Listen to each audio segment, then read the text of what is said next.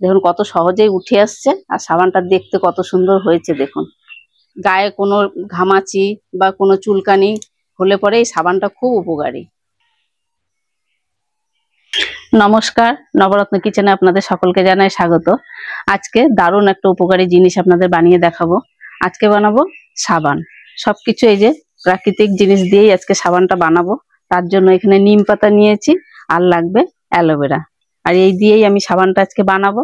তো আপনারা সম্পূর্ণ ভিডিওটা প্রথম থেকে শেষ অবধি দেখুন, আশা করছি আপনাদের ভালো লাগবে। তো নিম পাতা তো আমি ভেঙে নিয়ে চলে এসেছি বাইরের থেকে, আর অ্যালোভেরাটা আমার বাড়িতেই আছে, আর অ্যালোভেরাটা নিয়ে আসবো।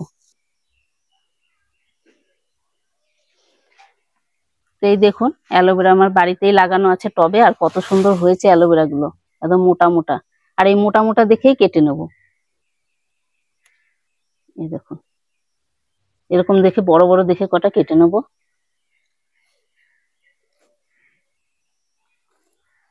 খুব সুন্দর হয়েছে অ্যালোভেরা গুলো।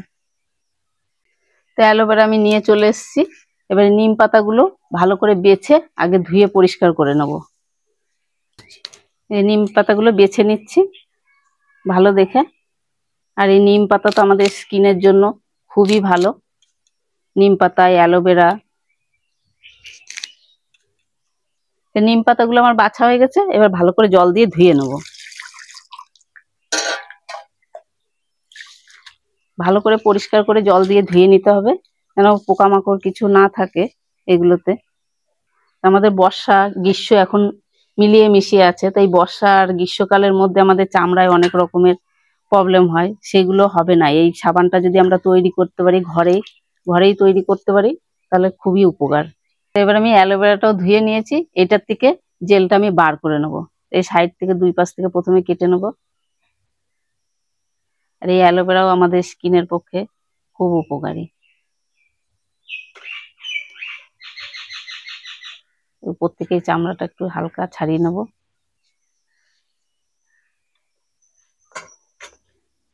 এবার এটাকে এরকম চামচ দিয়ে জেলটাকে বার করে নেব।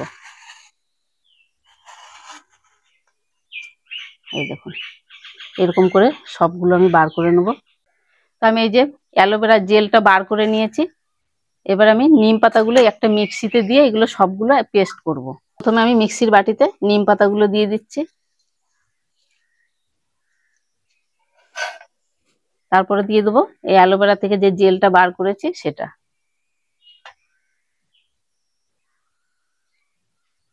এরপর দিয়ে দেবো আমি একটু সামান্য কাঁচা হলুদ নিয়েছি, আমি বেশি পাইনি, এখন তো সবে নতুন গাছ উঠছে।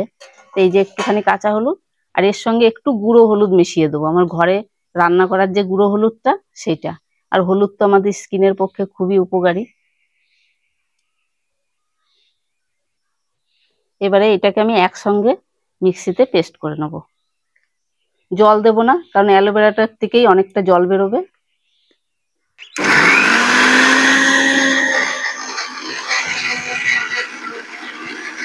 নিম পাতা, অ্যালোভেরা জেল আর হলুদের পেস্ট আমি করে নিয়ে চলে এসেছি।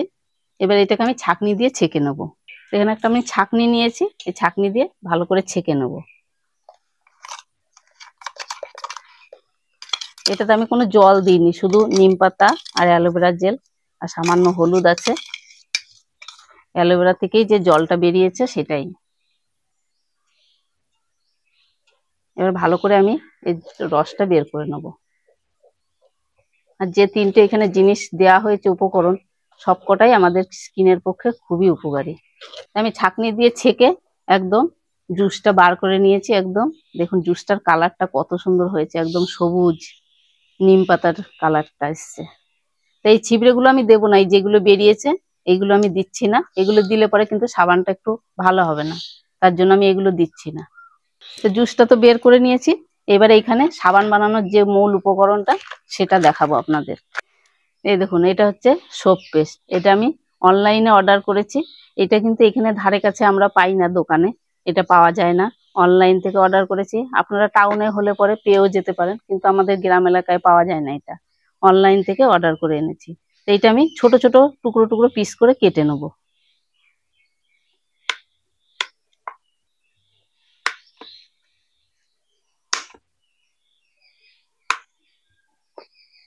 কত সুন্দর লাগছে দেখতে, একদম পুরো কাচের মতন।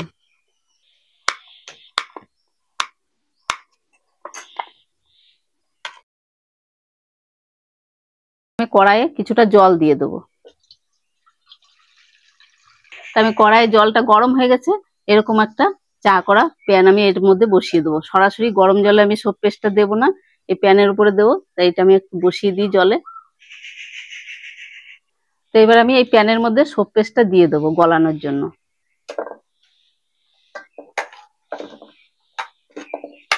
এটা গরমে জলটা ফুটবে আর এটাও গলে যাবে। আর এটা সরাসরি কড়াইয়ে দেওয়া যাবে না, সোপ পেস্টটা আস্তে আস্তে দেখুন গলতে শুরু করবে। দেখুন আমার সোপ পেস্টটা গলে গেছে, জলটা যত গরম হবে তত সোপ পেস্টটা গলে একদম সুন্দর হবে। আর একটু আছে সামান্য, এটা গলে গেলেই আমি যে রসটা বার করে রেখেছিলাম নিম পাতা আর অ্যালোভেরা, সেই রসটা দিয়ে দেবো। আমার সোপ পেস্টটা সম্পূর্ণ গলে গেছে। এবার যে আমি রসটা করে রেখেছিলাম অ্যালোভেরা নিম পাতা, সেটা দিয়ে দেবো। এইটা দিয়ে আমি আরো কিছুক্ষণ একটু জাল করে নেব। দেওয়ার সাথে সাথে দেখুন কত সুন্দর কালারটা এসছে। আপনাদের কাছে যদি অ্যালোভেরা বাড়িতে না থাকে তাহলে অ্যালোভেরার যে জেলটা পাওয়া যায় কিনতে, সেই জেলটা দিয়েও আপনারা এই সাবানটা তৈরি করতে পারেন। তো আমি তো সোপ পেস্ট দিয়ে সাবানটা তৈরি করছি। এটা যদিও এটা আপনারা না পান, তাহলে যে দোকানে একটা দেখবেন গ্লিসারিন সাবান কিনতে পাওয়া যায়, ওই গ্লিসারিন সাবানটা দিয়েও এটা তৈরি করা যায়। ওই সাবানটা কেটে টুকরো করে এরকম করে করা যায়। আমি এটাকে কিছুক্ষণ জাল করে নিয়েছি, মোটামুটি 10 মিনিট মতন। এবার আমি নামিয়ে নেবো। এটা আমি নামিয়ে নিয়েছি। এর সঙ্গে আমি আর একটা জিনিস মেশাবো, এই যে ভিটামিন ই ক্যাপসুল। এটাও স্কিনের জন্য খুবই উপকারী। এটা আমি দুটো নেব, দুটো মেশাবো, খুব বেশি লাগবে না, দুটো মেশালেই হবে।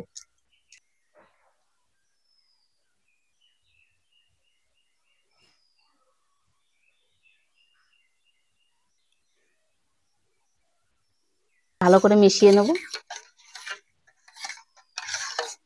কত সুন্দর কালারটা এসছে একবার দেখুন। সাবানটা দেখতেও খুব সুন্দর হবে আর খুবই উপকার। তা আমি এই সাবানটা তৈরি করার জন্য এখানে একটা সিলিকনের মোল্ড নিয়েছি। এটাও আমি অনলাইন থেকেই অর্ডার করেছি।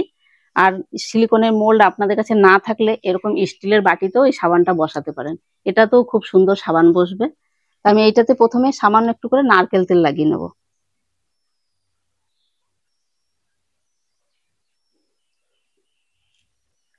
এবার নারকেল তেলটা ভালো করে এই মোল্ডের চারপাশে লাগিয়ে নেব।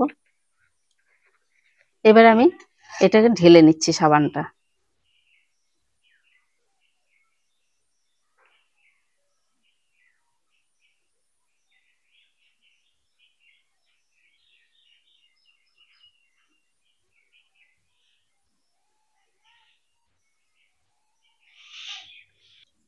এখানে আমার 3টে মতন হয়েছে, আর একটু সামান্য বাকি আছে। আমি এই বাটিটায় দিয়ে নিচ্ছি।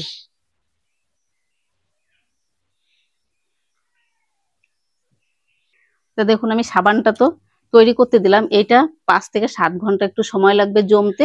তো এটা আমি জমতে দেবো, তা 7 ঘন্টা পর আপনাদের দেখাবো। আর এই এখানে আমার 4টেই হয়ে যেত, আমি একটা বাটিতে দিয়ে দেখালাম। এটাতে আপনাদের কেমন হয় আপনারা বুঝতে পারবেন, তাহলে বাটিতেও করতে পারবেন। তো এই যে কালকে সাবানটা তো 7 থেকে 8 ঘন্টা জমার জন্য দিয়েছিলাম, তো 4 ঘন্টার মধ্যেই জমে গেছিল। তো বিকেল বেলার খুলে দেখানো হয় নাই, তো আজকে নিয়ে এসছি আপনাদের সাবানটা দেখাবো কত সুন্দর হয়েছে আমার সাবানটা। তো এবারে সাবানটা আমি বের করে নেব। দেখুন কত সহজেই উঠে আসছে, আর সাবানটা দেখতে কত সুন্দর হয়েছে দেখুন। একরকমের দেখবেন এরকম কালারের মার্গো সাবান পাওয়া যায়, একদম সেই রকম নিমের একটা মার্গো সাবান পাওয়া যায়।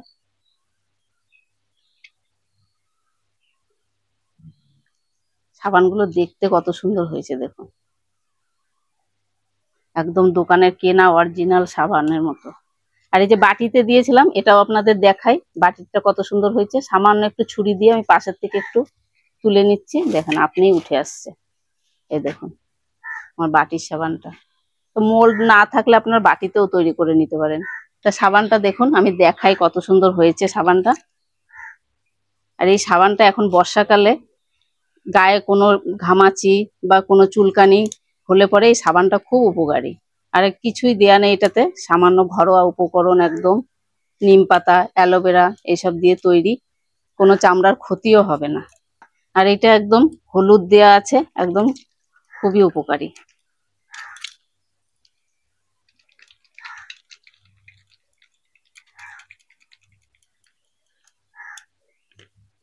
দেখুন একটু ঘষলেই ফেনা হবে।